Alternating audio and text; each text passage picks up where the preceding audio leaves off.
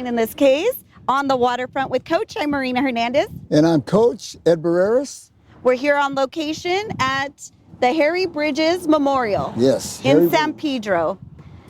Before we get to the show, like and subscribe. I always forget that. I just like to get right into it, but this is important. If you like the show, please like and subscribe, share it. Good?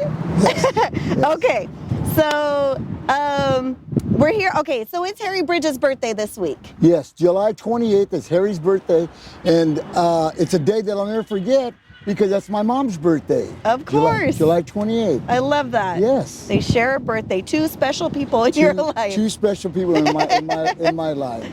Yep. So he was born in 1901, died in 1990. 1990. So what is that?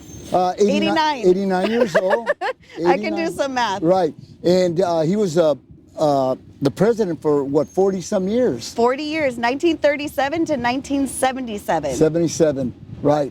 And Jimmy Herman was the president when I got in. I got in 1982. So between 77 and 82, it was Jimmy Herman. You just missed him, Dad. I just missed him. I just missed him. But I know that he would come down, frequent the port and talk to, a few of his friends down here. But I never did get to meet him. Darn. Yeah. So he was. Do you know where he was born? He's Australian. He's clearly Australian. Australian seaman. Right. Yes, he was born in Australia. Hi, Buddy here with a quick producer's note. Here's a video of me correcting these two during an earlier take. So Harry Bridges, do you remember what country he's from? Austria. Austria. Right. Yes, you're correct. And when he went... He's Australian. Oh, he's Australian? Read it. Oh, what, is that the same as Austria? Okay. We're not going to edit this. This could stay in here. Okay. He's from Australia. He's Australian. Australian. Not Austrian. Okay, Austrian is that Arnold Schwarzenegger. Okay. Thank you, buddy, for correcting us. Thank you. But see, what would we do without you, buddy? Yeah. Right. There it is. Austrian seaman. Zoom in. You'll see that we have no idea what we're talking about. Okay. When he was 16 years old, this is according to Wikipedia, when he was 16 years old, he became a seaman. Right. He rode the waves. And according to Wikipedia, he traveled 30 different countries. That's pretty cool. That's Got a cool. lot of well-rounded probably from visiting. How many countries have you visited, Dad? Maybe about 7, 8. Yeah. Really? Yeah. Dang. Yeah. You did most of it in your younger years. In my younger years, yeah. I love that. Right. Right. It was fun. From what you won some prizes as a newspaper boy. Yeah. I think we said this before that I won 3 trips to Europe. Yeah, 3 years in a row. That's so cool. It was cool. What job did you have when you were 16? Because he went out to sea at 16. What were you doing? When I was 16, I think I was washing dishes at a restaurant on Anaheim. Right. Okay, so in honor of Harry, so at 16 he went out to sea, visited 30 countries. He got injured at sea, and then he ended up in San Francisco at about age 18 or 19. Okay. Became a longshoreman there. Was a longshoreman, and then maybe saw the disparities. Oh yeah, what they were doing at that time, they were handpicking guys that they wanted, and the company was. The company was. Okay. And it wasn't organized, so he didn't care for that. Yeah. And that's why they went on strike too. One of the reasons they went on strike. So form a hall. So now we go. It's our system. It's fair. It's a fair system. As fair as it can be. As fair as it can be. Before, it was not fair. Mm-hmm. They would pick whoever they wanted. Yeah. Yep. Let me see. What else? Other facts about... Oh, I love this fact. Do you know what he did after he retired after he retired? You probably won't guess it, but just make any random guess. What was his hobby after he retired? What would be your hobby after you retire? I like gardening and stuff. That was his hobby. No way. I swear. Gardening. Yes, That's your guy. That's your guy. I did not know that. Gardening was his hobby. Wow. That's crazy. That's crazy. Man. I'm going to follow in his footsteps. You are, Dad. Yeah. Okay. So on the show we have Mike Mullin and his dad. No, Mike Mullin Is the dad. and Yeah. we have Todd and Mike. Yeah. Father and son, and Mike Mullin, boy, well, I don't want to. Don't ruin it. Yeah, It's so I'm not good. going to ruin it. It's Yeah. one of the best programs that we ever had. And I think so. His dad was a chartered member of the ILWU. And then I asked, what is a chartered member? Right. Well, it's the founding. The one of OG. Yeah. He's an OG. He's an OG. He founded. Right. Yeah, and then Todd just became a boss. So Yeah. he talks a little bit about what it's like to be a boss. Oh, yeah. Yeah, about that process. So that's pretty cool for Yeah. people who are interested in becoming a boss. He can talk, he talks a little bit about what his experience is like right now. Right. Right. Yeah. Dad, you brought us something. Okay. I brought this article that it was Thursday, and it says Argentina roars back, beats England. But that's side news. Right here it says port sets historic cargo record, best June in 118 years, Western Hemisphere mark for most volume in a month. And Gene Soroka, who's the executive director, said this was our best June in our 118-year history, adding he was evidence of how businesses are adapting in a climate of uncertainty sparked by changing tariffs, rising fuel, and other things. Also sparked by the badass longshoremen who are moving that cargo. We are moving that cargo.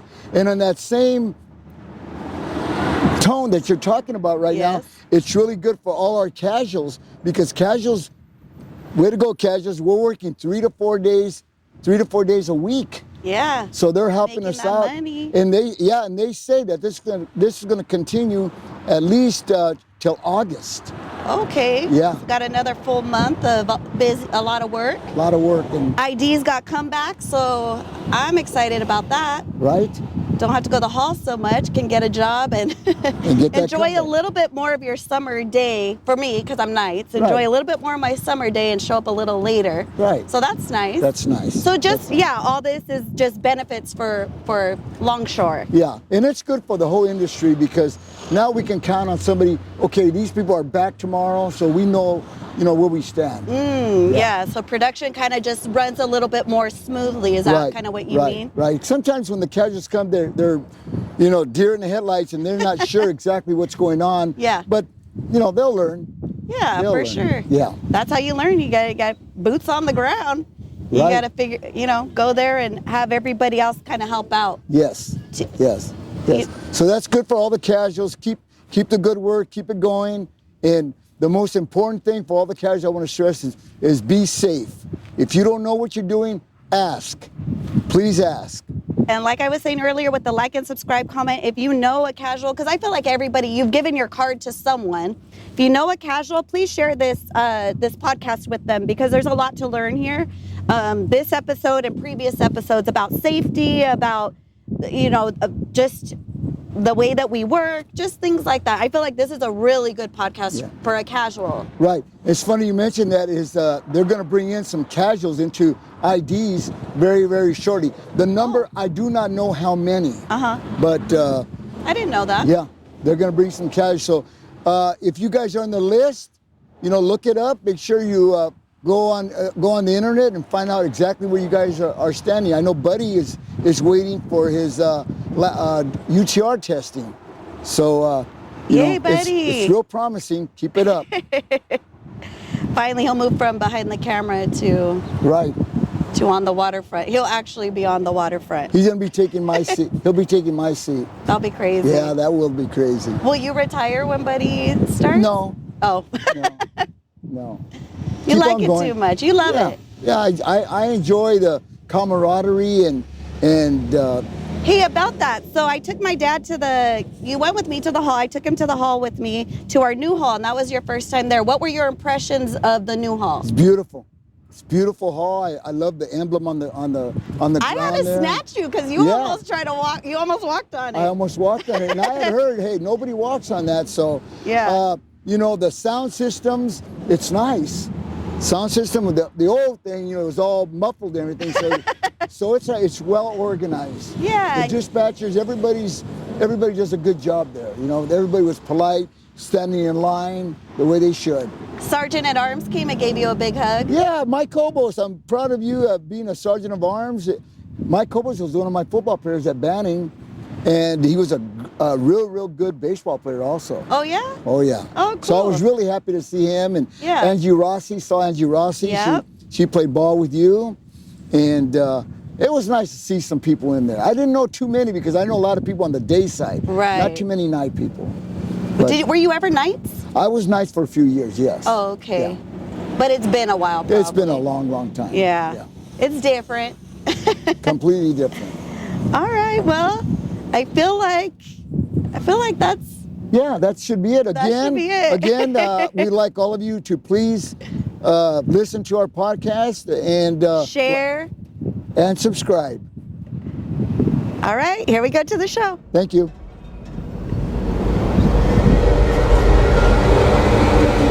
Gas out of Truman. All right. Yeah, my name is Mike Mullin. They also call me Coach on the Waterfront. My number is 30565. I'm Todd Mullin, 38670. It registered in 1999, and that's my father. Great. Originally, I asked Todd to be on the program because he just became a foreman. Just joined us. Congratulations, Mike. Congrats. And Todd. Todd. And like Mike said, he's coach. I'm second coach. He's the original coach. He's the OG down here, and I followed suit. He was a longshoreman, and then he became a clerk, and then a foreman, and I followed in his path. Where did you coach, Mike? I coached in Narbonne. I coached at Narbonne for like 13 years. I was a varsity basketball coach there for a long time. I also coached at Mary Star. I coached basketball there for 11 years. And believe it or not, I'm still coaching. I'm coaching at Peninsula High School right now, varsity basketball, helping out. So, Wow. That's amazing. still involved with it. So, Keeping you youthful, huh? we'll see. I'm not coaching, but he's still coaching, so he's the coach. He's coach. I don't know. You're demoted, Dad. I'm demoted. I'm demoted. Are you guys Pedro guys, or where'd you grow up? I grew up out in the Carson area. Okay, Carson boy. Actually, at that time, it was called Keystone, okay? And actually, we started in Wilmington right here, and that was during the war, and my dad wanted to move away from Wilmington during the war because he was afraid the Japanese were going to bomb the harbor. So he bought a house out in the Carson area, out on Dolores Street, over towards Carson Street. So we grew up out in that area right there. At that time, it was all fields out there. So now it's all grown up. He's a Banning High pilot. Yeah. Oh, okay. So I went to Carson Street School, opened Wilmington Junior High School. Wilmington Junior High School, actually, part of Wilmington Junior High School, we went in houses while they finished building Wilmington Junior High School. So I was the first class that went all the way through Wilmington Junior High School. And then went to Banning High School. Graduated from I didn't Banning. know that. Yeah, Didn't know that. Yeah. yeah. And then I was born in Redondo Beach. We lived in Harbor City. I went to Harbor City Elementary, and then we moved to Torrance and went to Torrance through junior high school, and then went to Marylist High School.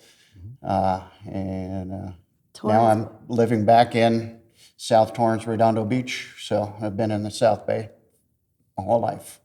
So how's foreman so far for you? How's that experience? It's good. We've been in for about a month now, so it's a lot of learning.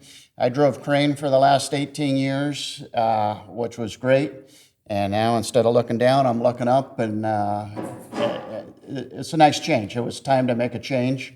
Loved driving crane. I still like driving crane. I wish I could get back up and do it, but it was time to do something different. Following your dad's footsteps, right? Follow on his footsteps, Right. yep. Right. So. It's a lot different being in that crane and then watching the guys down there. It's a whole different ballgame.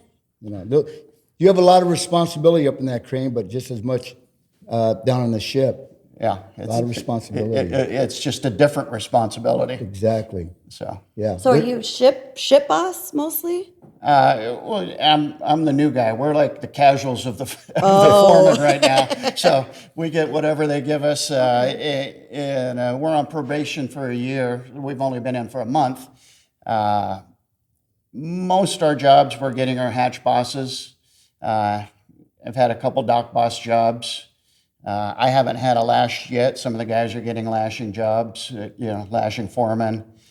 So we're, our group, we went through training in May, and our group's a pretty tight group. How was it when your dad teaching the class? Because your dad taught me when I had my class there. Yeah. He's been doing it for long. With Paul, right? Paul's your partner? Yeah, Paul. with Paul Orseth, yeah. Paul, the two of them still did the class, and it was great. It's a 2-week class.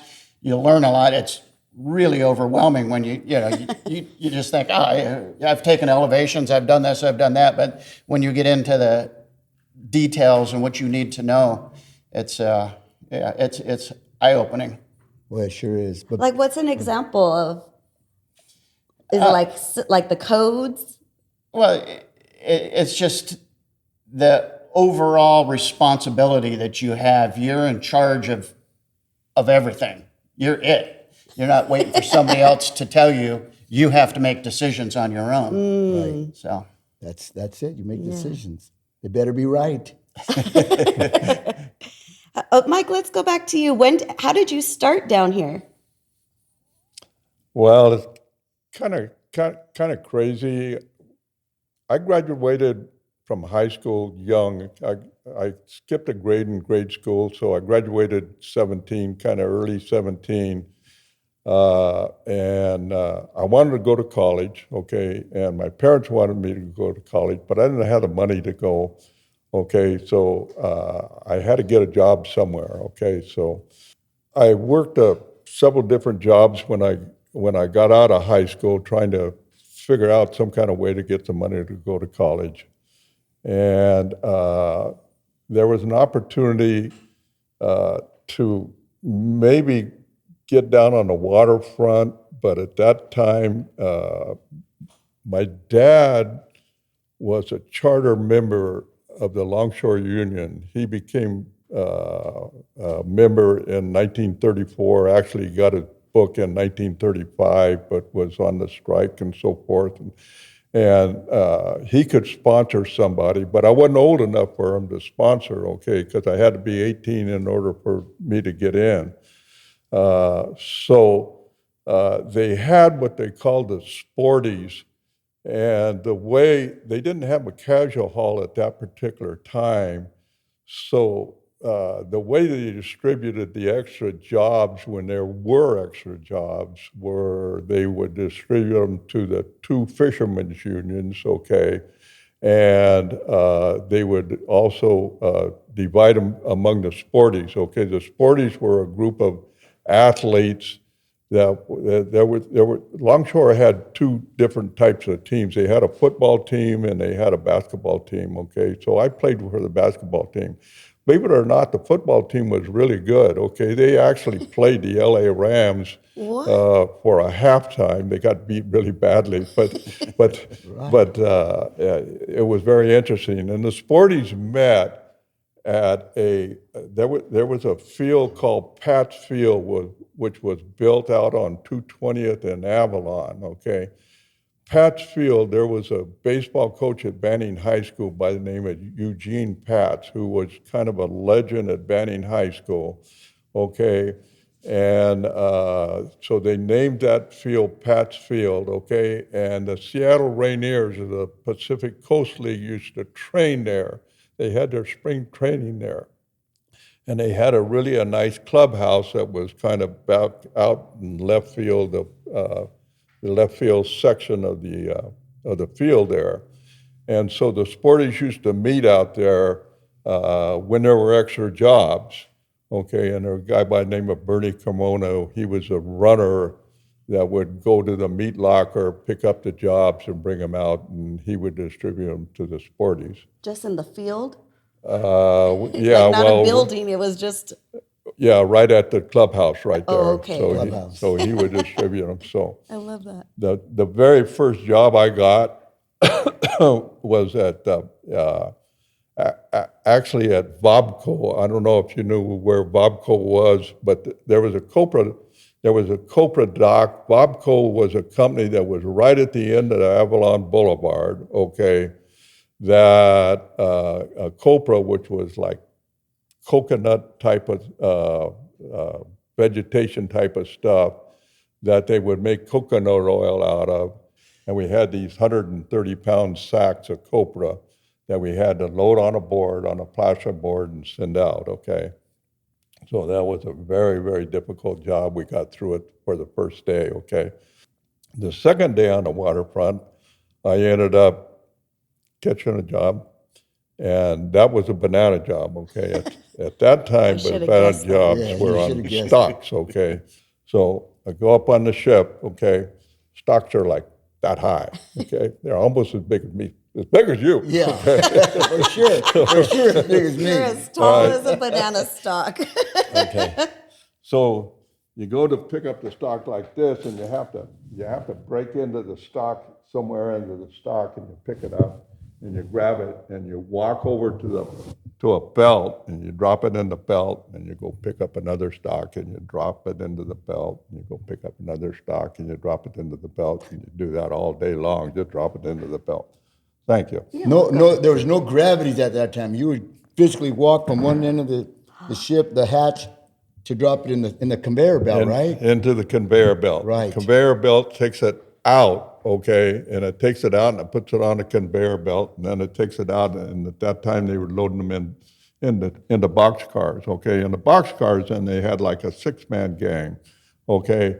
2 guys would be on the belt, and they would pick it up. 1 guy on the front end, 1 guy on the back end. They would pick it up like this, and they would hand it to a rover guy, and they would put it on his shoulder. He had a big pad on his shoulder. They would put it on his shoulder, and he would turn, and he would hand it to a person in a boxcar.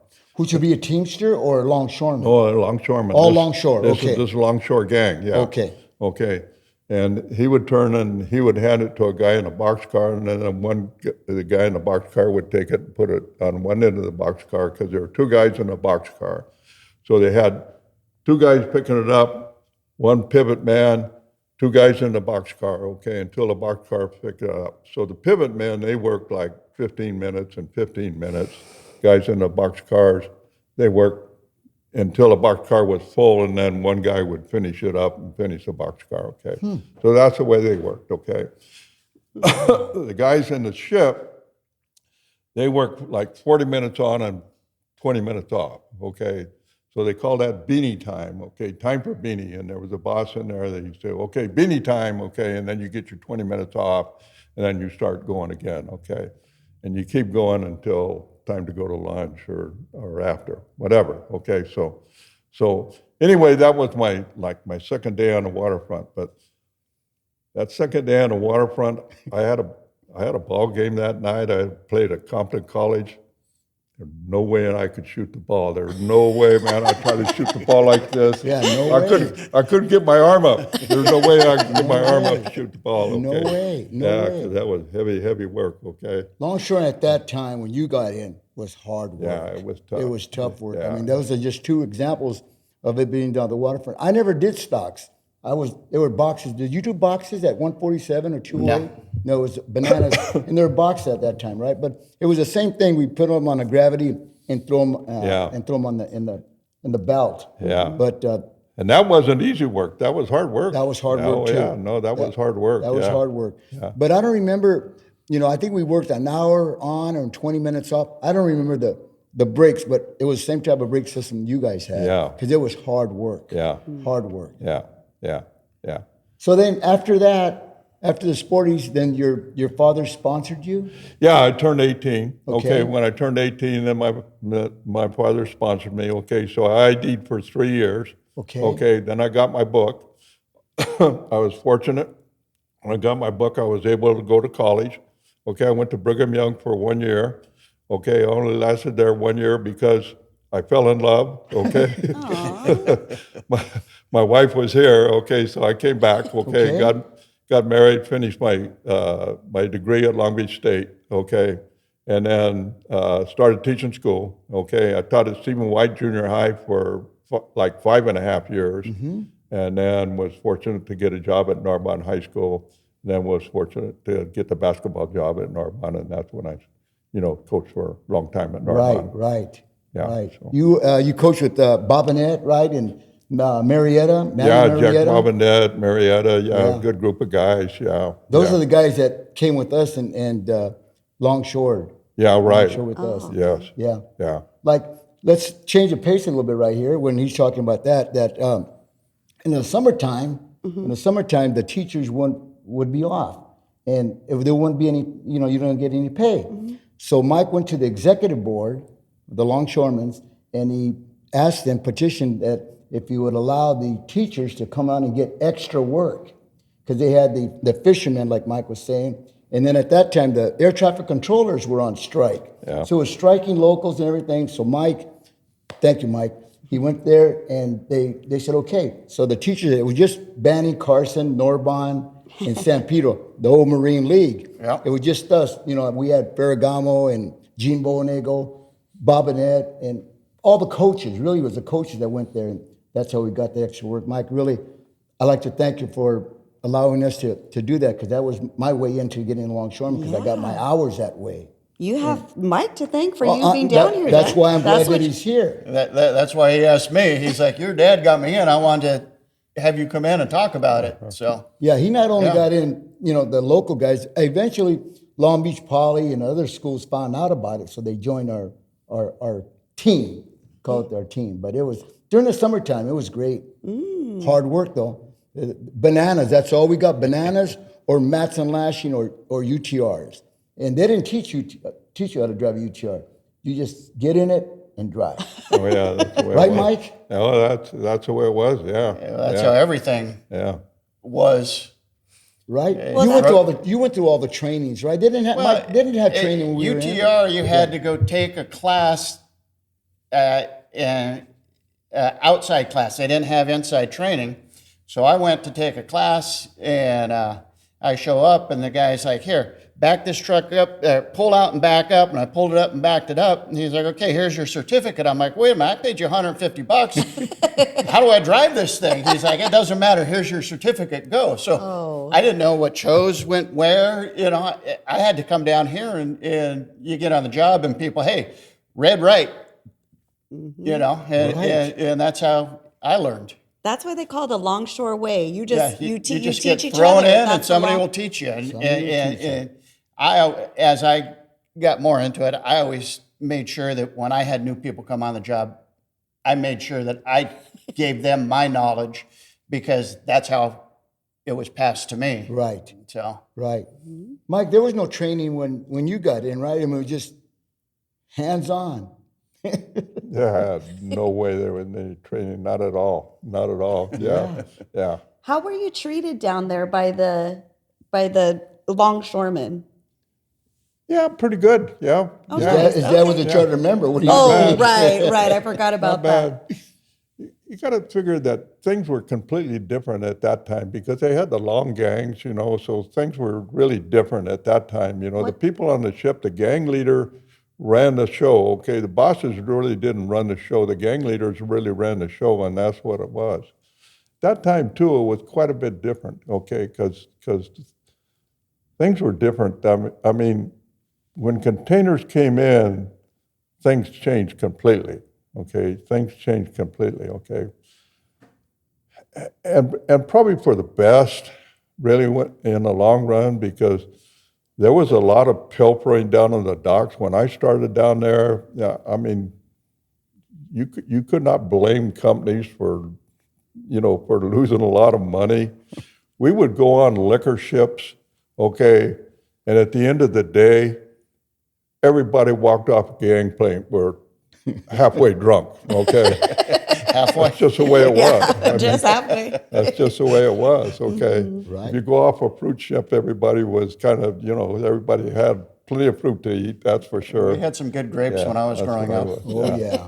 Oh yeah. There were Fresh some, off the boat. Yeah, there were some pretty good trips. The Matson jobs were good. They had these big frozen lockers. As soon as you go down to a Matson ship, you open the frozen locker, you take out a big pineapple, cut it up, okay, and then you do your work after you get the pineapple all set and take care of business after that. Yeah, so Right. yeah. That's the Longshore tax. That was fun times. I got tail end of that kind of stuff. Yeah. I did cotton and rubber and stuff like that, but and sacks. funny you mentioned that those two guys that joined you and this other guy joined you, and there was 4 regular longshoremen. Well, one of my first jobs, me and Joe Dominguez, as a matter of fact, we went down the hole, and we didn't know how to throw the sacks and everything. You know, there's a key to it, Sure. right? So we're looking over there, and who's over there? Joe Loco and Hooks. Well, yeah. 2 old timers. Yeah. And they're sitting there and they're laughing at us and laughing at us. And finally they came over and showed us how to do it. But that was the longshore way. Yeah. They let you struggle a little bit. They let you struggle, Laugh okay. at you a bit. Yeah, struggle a little bit. And then they come over there and they show you exactly how to do it. I'm sure that's what you did, Mike. Yeah, that's certainly, certainly. Because the one thing you could do, okay, depending on who you're working with, okay, is if you really knew how to longshore, you could hang the hook on the other guys, okay? You could load your board and then watch these guys struggle, because once you load your board and send it out, you could sit there and wait and rest while these other guys are struggling, because you could just do it fast. You know how to do it, Right. and wait for these other guys to struggle and get it back in. So a lot of guys did that, but the guys that really wanted to help people, okay, the good longshoremen were really, okay, hey, we'll help you. We'll show you how to load your board right and get it done right and so forth, okay? Right, to keep that hook going up. To keep the hook going, yeah. Hang the hook, you know, the guy, the winch driver is just waiting for you to finish your load. That's what it means, hanging the hook. That's hanging the hook. Yeah, you don't want to hang the hook. Oh, okay. Right, Mike? You don't want to hang the hook. Exactly right, exactly right. You keep the hook going, okay? So, How about, any hard jobs that you had, Todd? Oh, I've done every. When I got in as an ID, I took all general jobs and loved that. And probably the hardest job was a late dispatch at the Coke Dock over in San Pedro. And it was raining, and I had to go down in the tunnel and just shovel. And it was wet and heavy. I didn't know. I was brand new, didn't know what I was doing, and then this is what you do. I'm like, okay, here we go. You know, you walk out, I'm dirty, I'm drenched. It was fun. That was probably the hardest job I had. Yeah. And I remember it still, but it was a good job. I was just down in this tunnel by myself, going, wow, what am I doing? Yeah, how did I get here? Marina had stories like Same, that. yeah, those Coke Docks or something else. Yeah. And so, like, I went for, you know, a couple of years where I didn't even see a container ship. And then as I got further along, then I started being able to get swing jobs and taking a lot of elevations. And then after that, then I rolled into top handlers. I drove top handlers for 5 years and loved it. I mean, that was a lot of fun. And then as I got further along, I was like, okay, what are you going to do after top? I'm either going to go foreman or crane, whatever comes first. I had a chance to go foreman first. I took the test and passed and did the interviews and got on the list. And then that was in 2008, and we hit a recession. That was 2000, a little bit before, but work slowed down. So they took 20 guys off our list, and we had 105 guys that were qualified to go foreman. And they didn't bring anybody else in. They just took the first 20, and then 5 years went by, and they said, okay, A new list. now we're going to bring more foremen in, and we got this list of you guys, 105. It's going in the trash. So they threw us all in the trash and said, you got to reapply. In that 5-year period is when I got crane trained and just started driving crane. And I'm like, okay, well, now I'm driving crane. I got 5 more years of experience. I'll go ahead and reapply for foreman. And I put my application in, and it came back, and they said, you're not qualified based on your work history evaluation. I'm like, I've already passed everything 5 years ago. Now I drive transtainers, hammerheads, and have 5 years more experience. And I said, well, Wow, yeah. that's the formula. So I didn't appeal it. They said, you could probably appeal this. And I said, I'm not going to appeal it because now I'm driving crane, and that's what I chose to do. I'm sure your dad said, don't appeal. Well, it was what I wanted to do Right, because I I thought, I want to drive, I like driving the cranes, and I'm learning, and I want to do this. If I go appeal it and they approve me, and then I say, no, I'm going to stay in the crane, Right. that wouldn't look good on me Yes. down the road. Right. 18 years later, I finally made the commitment to go down the foreman Good, path. I'm So, glad. it's We been a got- great run. Yeah. I raised my kids, and they're up and out and in college now, and so I got more time to do what I want to do. Thank you, Harry Bridges, right? Thank you, Harry Bridges. Mike, now what was your path? Longshoreman, then what happened? You were a longshoreman in 61, or you became a Local 13. Local 13? Yeah, I went through Local 13. I went clerking for 2 years. Okay. Didn't really care for clerking. It didn't, that type of job was okay. Okay, the money was a little bit better than longshoring, okay, because we got a few more hours, okay. At that particular time when I went clerking, okay, I kind of felt at that particular time, probably not now, but the clerk's local was a little bit snobbish at that particular time, okay, because there were what they call pure clerks, okay. Clerks kind of resented people coming in from Local 13 because there were people that were already in there. I don't know if you felt that or not. I sure did. That's why I'm smirking. Yeah, felt that. Oh. Pure clerk, when you're talking about a pure clerk, they came in as a clerk. We came in as longshoremen. They were either they got in, somebody passed away, or somehow they got in, but they got in as pure, they call them pure clerks. But you're right, Mike. Yeah. They They give you a hard time? Yeah. Yeah? Well, not a hard time, but you sort of, You felt it. Something you felt. you sort of got the tail end of you got the worst job. Yeah, whatever, you know. And so when I went Boston, perfect, absolutely. Everybody treated you the same, okay? Right. And so I just felt like, yeah, this is a job for me, okay? Right. I started loving it right away, you know, so. Mike, when you were talking about lawn gangs, I don't think the audience knows I about don't it. know. Yeah. You do know? I do not know. Yeah, I'm curious about the that. lawn gang? Yeah, well, the long gangs is that you would have a gang for the ship, okay, order for the ship, and a gang order for the dock, okay. So the gang order for the ship would be loading a board, and that board would go out to the dock. It would go on a four-wheeler out on the dock, and it would go out to the gang on the dock, and then the gang on the dock would take it on the board and put it on the skin of the dock, okay, and then send that board back into the ship. And that's the way longshore worked for years and years and years, okay.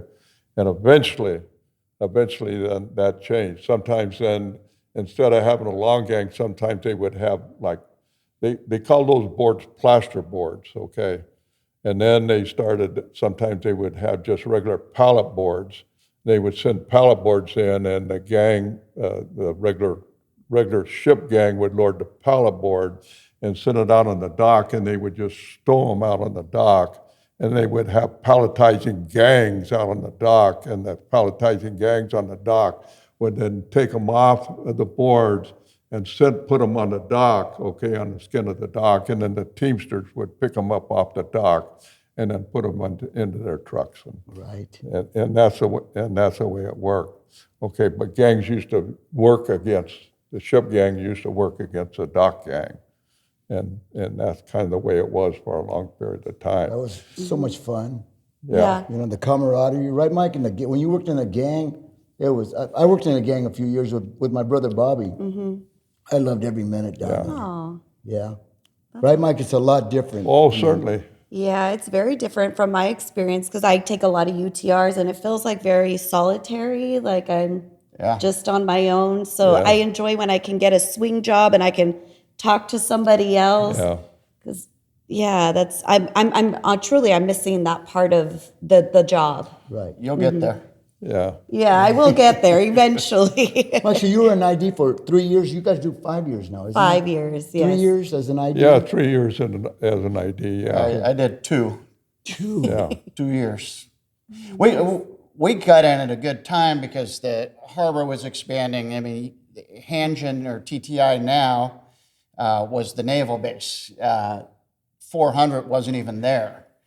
So there was a lot of expansion. So we got sucked up pretty good. I mean, jobs kept opening and growing for us. So it was a good time.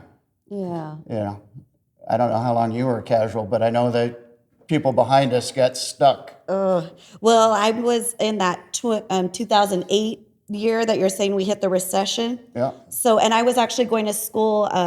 I was a teacher at Broad Avenue Elementary School. I taught fourth grade for maybe 2 or 3 years, right when I got my casual card. And I was also going through the master's program because I thought I wanted to be a principal. And then I got laid off as a teacher, and I thought, I'm going through this program to be a principal, and I don't even have my teaching job. Luckily, I did have my casual card, but it was, we worked maybe once every 6 months. So it took me total, because at some point I kind of was like, I'm never going to get it. And truly, I was like, this is just going to be, I'm going to look elsewhere, and I'll just keep, like my dad always said, just keep it, just, it'll be a good backup plan. Yeah. So ultimately, it took me 17 years to as a casual. When COVID hit and everything work picked That's up. got to be close to a record. I've heard 10, 11, but 17, I haven't heard 17. 17, Wow. and now I'm 4 years as an ID, and then I'll have to do 5 on the BUTR. So, it's all timing, and I got the bad end of that timing. But I'm doing it. I'm doing it. There you go.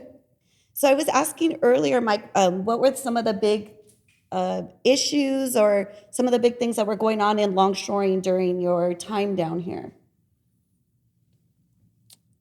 Well, Mechanism, the M&M. that's kind of interesting story. When containers started coming in, okay, in the early 1970s, Malcolm McLean was the person who actually started containers, okay.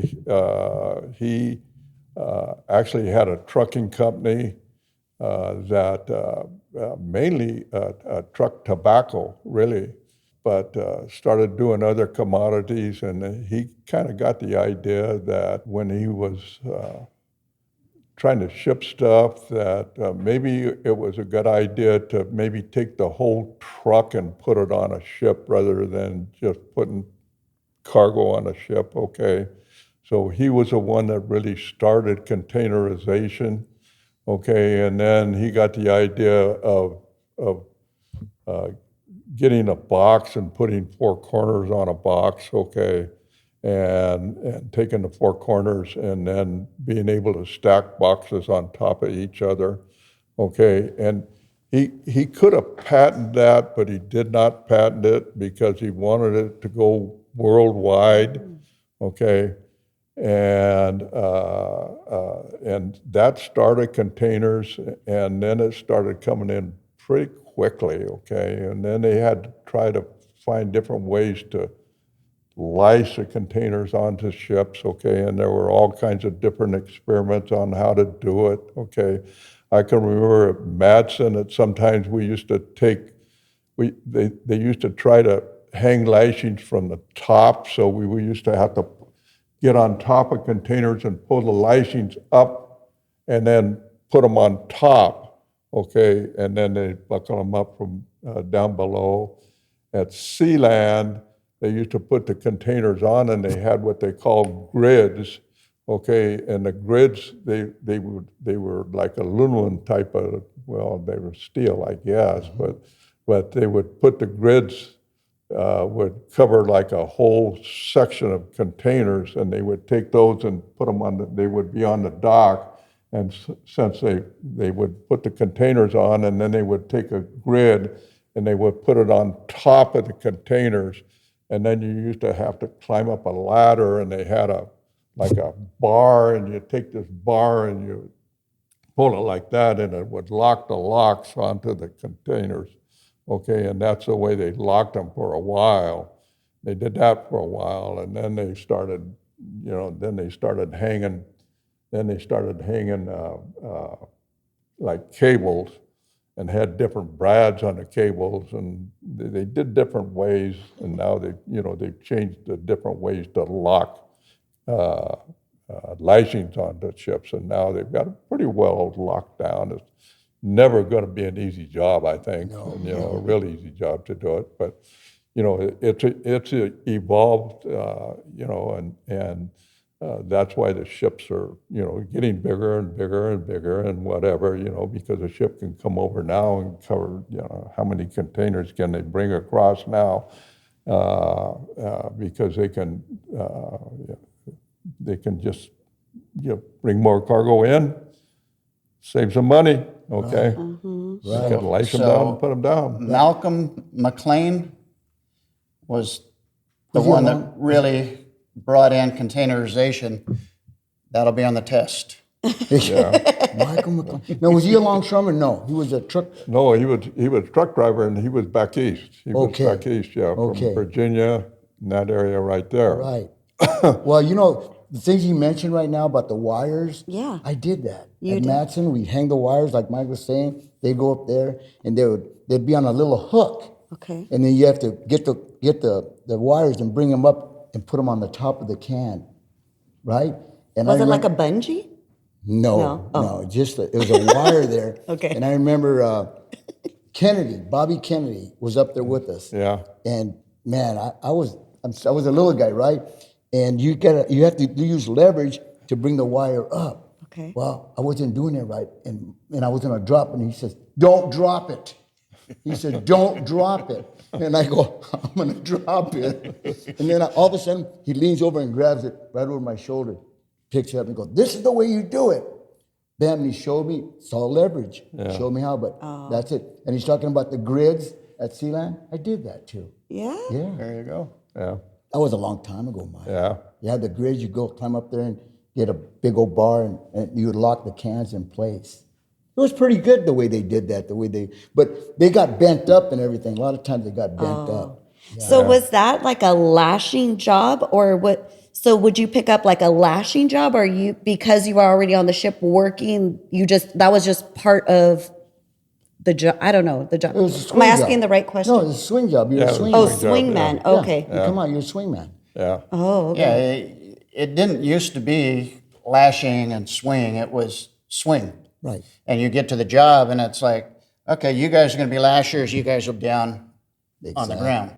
And that kind of changed too when I was a casual, because they would dispatch a swing job, and a lot of us would get there and be like, It's a lash. Yeah. So then they started putting SL, swing lash, which is just ultimately a lash. And that's within the last 10 years, probably. Yeah. So then you knew, like, okay, I'm going to step out of line. That's not a job that I feel like I'm qualified for or I can do. Yeah, but like Todd said, when you got a swing job, you're lashing or you're down on the crane.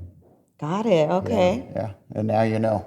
Yeah. That's a good improvement. Definitely. Mm-hmm. But Mike, when you got in, there was no cranes, right? Or No cranes at all. there was no cranes. No, it was all. You were the crane. It was all plunder. Yeah. You'd have to go in there and you'd have to rig the gear, right? Absolutely. They had jobs like they were 4-hour jobs, and they just called them rig and uncover. Okay. So rig and uncover, you would go out, and the first thing you'd do, take the batten bars off the hatches, and you would take the tarps off, then you would take the hatch boards off, and then you would take the beams off, and then you would have to pull the booms up, and you'd have to set all your booms, set your yard booms, and set everything up. That was like a 4-hour job. You'd set all your hatches up for somebody to come in after that, and so forth. So rig and uncover jobs were pretty good jobs, but they were like only 4-hour jobs. Right. Yeah. I caught the tail end of that stuff. Yeah. Uncovering that and set the gears, set the booms and everything, and then take the hatch covers off, and then the bars and everything. Did that. That's so cool. Man, I'm glad you're here, man. It brings back so many memories. Yeah. I know, because I haven't heard these stories from you. So that's nice to know. Man. We're sharing all this knowledge of the way Longshore used to be. Yeah. Now it's easy. Yeah. Before we end, I want to touch a little bit on the strike, because that was an important part of our history. first, what led to the strike, and then what was the strike experience for you? And I think you said it was in 1971. The M&M contract, okay, was kind of a debatable type of situation, okay? At that time, we were like on a 9-hour day, okay, 6 and 3, 6 straight time, 3 overtime. And we had a pretty good deal really coming, but they were going to change like to an 8-hour day. So at that time, San Francisco was the heart of longshoring, okay? That's where Harry Bridges was, that's where the heart of the union was, okay? So the M&M contract was coming up. Local 13 was against the M&M contract, okay? But Harry Bridges was for it, okay? And maybe the majority of Longshore was for it. So Harry Bridges came down to our meeting at the Memorial Hall, okay? And I went to that particular meeting. When I walked into the meeting, okay, first of all, when you walk into the meeting, you could hardly see across because of all the smoke there, because everybody smoked, okay? It was unbelievable, okay? Harry Bridges is standing over on the side, over on the other side over there, okay? And he was getting a lot of crap, okay? Guys were giving him a lot of trouble because he wanted that M&M contract to go, okay? And guys were catcalling him and giving him some trouble. Guys were booing him and whatever. It was kind of interesting to see that, okay? And I'm walking in there, young, I was like 19, 20 years old, 21 years old, okay? I said, why are they booing Bridges for Pete's sakes, you know? And so that kind of went on for quite a while. Well, they're taking care of business, you know how that stupid meetings are sometimes. Yeah. They got to take care of a bunch of junk meetings before they get the right speaker up there, okay? And so anyway, it's time for Bridges to speak, you know, and he goes up there and you're still hearing the cat calls and stuff, and he starts speaking, okay? He's Australian descent, okay? So he's got a kind of limey type of accent, okay? And he starts speaking. And he says, listen, he says, you need to understand that this world is changing. And he says, we cannot stop it. We can't stop it. It's going to change, and we're not going to stop it. and modernization is coming in, and there's nothing we can do about it. The companies are too rich, and they're going to keep making money. So he says, we cannot stop it. The only thing that we can do is we have to make sure that everything on the waterfront that happens on the waterfront has to be ILWU. And he says, if we can get everything on the waterfront as ILWU, we will be able to survive as a union, and we will be able to get fair wages for everybody. He says, so we have to pass this particular contract, okay? And he kept talking, and he kept talking, and he kept talking. When he finished talking, he got a standing ovation, okay? Wow. That's how dynamic that particular person was, okay? So it was really, really interesting, okay? Actually, Local 13, with a close vote, did turn it down, okay? But the whole port passed it. I mean, the whole Longshore division passed it, okay? So that contract came in, which changed everything, which meant that the operating engineers, okay, did not drive the cranes, okay? The Teamsters did not drive the UTRs, okay? The businessmen did not do the clerking, okay? Because the ILWU had jurisdiction over the port, okay? So Harry Bridges was certainly the person that made this longshore industry what it is today, okay? And so I think everybody that is a longshore person needs to be thankful of him, okay? So, Mike, thank you for that story there, because I had heard it from other people, but you were actually there because they told me that they booed Harry, right? But after he finished He was a dynamic speaker. Exactly what you said. Yeah. And they just cheered him. Just brings chills to me right now. I love how you painted the picture of walking in with the smoke. That was wonderful. It seems like it's black and white when you think about it in your head, Yeah. doesn't it? Exactly. It Definitely. seems The like old movie. I mean, Yes. you guys just got a lesson right now from Mike Mullin that can't be topped. I'm telling you this, and he owes a lot to Harry Bridges, right, Mike? I mean, Absolutely. Absolutely. he was there. He was the eyewitness there. Wow. Wow. So then there You're was. lucky. You're lucky you have your dad around to do this kind of stuff, man. And I'm lucky to have him. Oh yeah. He's gonna keep your legacy going. Yeah. Yeah, for Trying sure. to. Oh yeah. You got some big shoes to fill, but you're doing a good job of it so far. well, that's what, it's a lot of us guys that came in. When we came in, it was like, hey, don't embarrass your name, you know.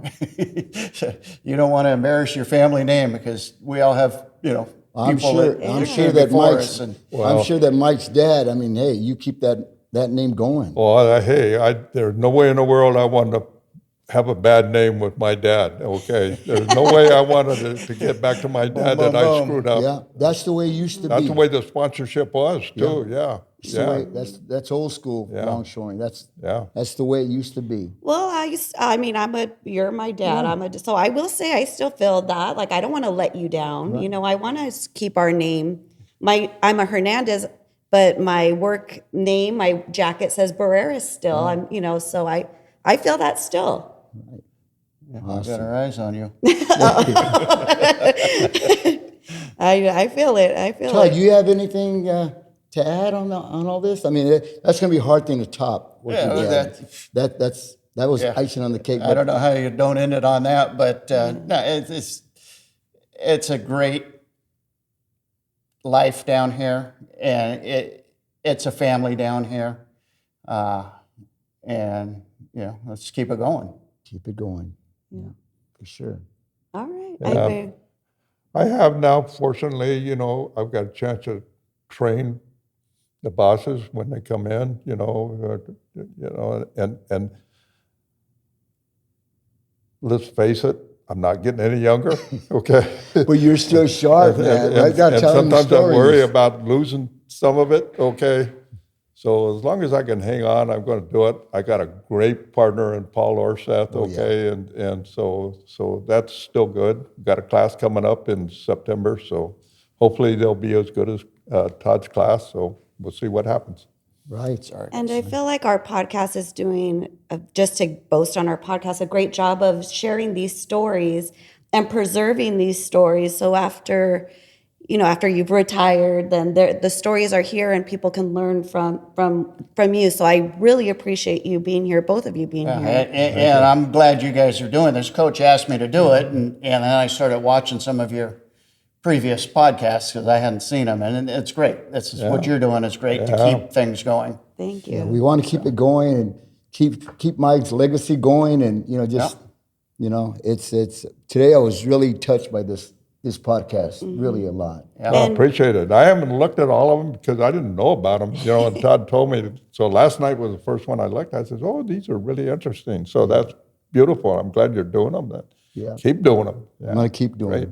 Yeah. Thank It you. was her idea, and my son Buddy said, "Hey, Dad, let's do this." I go, "Okay, we'll try it." At first, I don't know, but now, You love it. I love it, especially Because today. moments like this, This is times special, like this. special day because he really helped get me in. He helped get me in. And also, we're at a turning point too with automation. So it's nice to hear these stories of Yeah. how longshoremen persevere and push through and our determination. So we're going to need that moving forward with automation. You got to keep evolving, but you always want to keep hold of the past and where we right. came from. Yeah. That's right. Yeah. The main thing we always talk about is safety, okay? And that's so important, okay? Because, we've all seen people get hurt badly down here. Oh, yeah. We've all seen people get killed. One of the guys who was in our class 3 classes ago ended up losing his life a couple of weeks ago. So that's, it's so hard. sometimes. that's to hard. See that happen. This guy was really a nice guy. He was in our class, and all of a sudden, Paul's in Hawaii. I had to call Paul and say, "Gee, this guy was in our class, and he lost his life just, Yeah. on the ship, and Yeah. that was it. Sad." What's his name, Dad? Mark Salgado. Mark Salgado. Yeah, we dedicated our last episode to him. Yeah. Oh, So, good. He's doing a good job, Mike. Keep the bosses going. Keep them in line. Show them the right way, and we're going to be fine. Yeah. We're going to be fine. Good. all right, thanks, you guys. Okay, thank you. All right, thank you. Thank you.